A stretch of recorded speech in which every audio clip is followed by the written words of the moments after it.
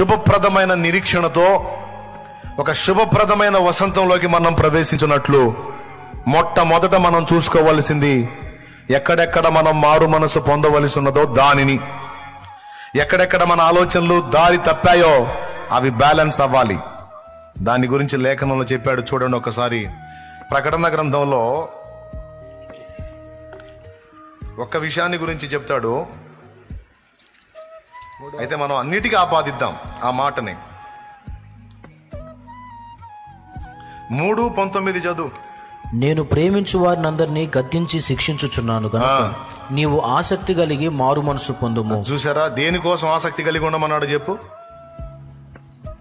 దేని విషయంలో ఆసక్తి కలిగి ఉండమన్నాడు? అందరు నోరు తెరిచి చెప్పండి తమ్ముళ్ళు.